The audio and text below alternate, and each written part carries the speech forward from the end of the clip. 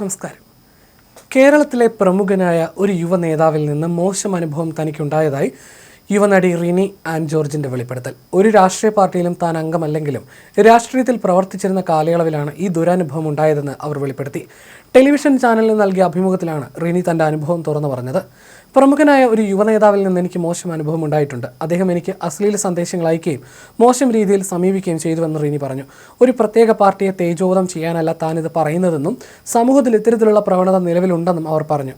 ഈ ഒരു സംഭവം നമ്മൾ പരാതികളായി വിവിധ ഫോറങ്ങളിൽ പറയുമ്പോൾ സ്ത്രീകൾക്ക് വേണ്ടി നിൽക്കുന്നു എന്ന് പറയുന്നവർ പോലും സ്ത്രീകളുടെ കാര്യത്തിൽ ഹൂ കെയേഴ്സ് എന്നൊരു ആറ്റിറ്റ്യൂഡാണ് സ്വീകരിക്കുന്നതെന്നും റിനി കൂട്ടിച്ചേർത്തു. രാഷ്ട്രീയത്തിൽ സ്ത്രീകൾക്ക് നല്ല സ്ഥാനം നൽകാൻ പലരും മടിക്കുന്നു. ഒരുപക്ഷേ സ്ത്രീകൾ അത്തരത്തിലുള്ള സ്ഥാനങ്ങളിലേക്ക് ഉയർന്നു വന്നാൽ പുരുഷ നേതാക്കന്മാർക്ക് പറയുന്നതിനപ്പുറം ഒന്നും ചെയ്യാനോ പറയാനോ കഴിയില്ലെന്ന് അവർ ഭയക്കുന്നുണ്ടാകും.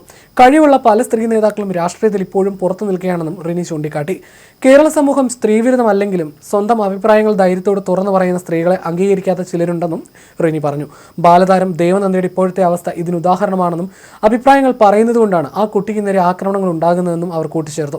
അടുത്തിടെ പുറത്തിറങ്ങിയ 916 കുഞ്ഞൂട്ടൻ എന്ന ചിത്രത്തിൽ ഗിന്നസ് പക്രുവിന്റെ നായികയായി അഭിനയിച്ചത് റിനിയായിരുന്നു.